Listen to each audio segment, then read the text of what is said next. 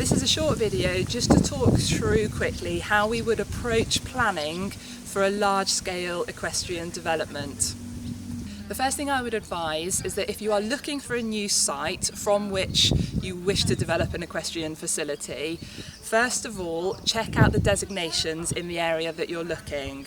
If it is possible to avoid green belt, AONBs, which are areas of outstanding natural beauty, and national parks, that will make the planning ride an awful lot easier when it comes to it.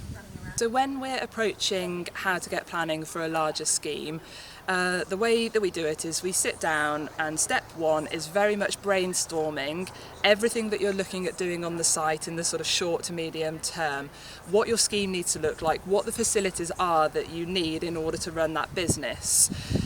Once we've got all of that, we start to master plan it. So we look at your site, we look at where the facilities are best placed from a planning point of view and from a practical point of view,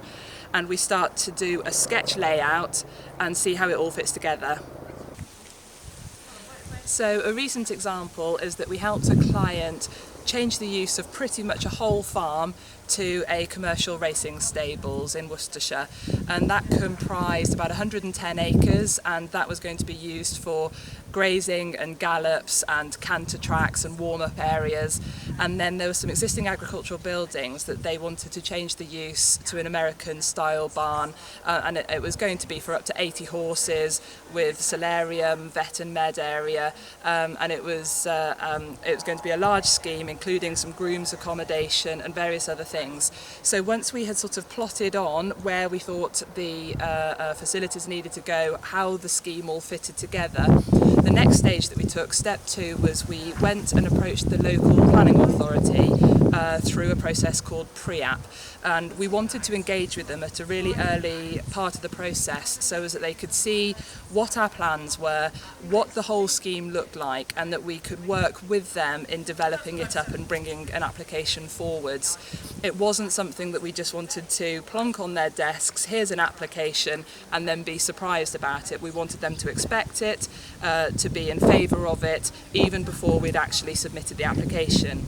Once we had engaged with the local planning authority and we'd got a fair idea that they were going to be supportive in principle, step three in this type of project would be to work with a range of third-party technical consultants to get all of the supporting information that we need. That might be things like heritage, ecology, building surveys, topographical surveys. There's quite a range, and we work with them to get all of that, which is how what we call lining our ducks up, get all of that technical information, and at that point we can use all of that, and that feeds into us preparing the planning application. And so once we're at that point, we put the planning application together. We're now in a position to submit it to the council with the knowledge that we've got all the technical work done and the council is in support of it. We can cover off the benefits of that application, and broadly speaking we look at the economic benefits, the social benefits and the environmental benefits of a scheme. If we have identified through any of those technical reports that there could be any perceived or actual harm or impact caused by this project, we look at how we can mitigate it and how we can reduce that harm. And when we look at it in the round and in the whole and as a planning balance, we're trying to obviously demonstrate to the council that the overarching benefits of this project will always outweigh any perceived or actual harm, and that this project should be supported, and at that point we can go forwards on the basis that this should be a successful planning application.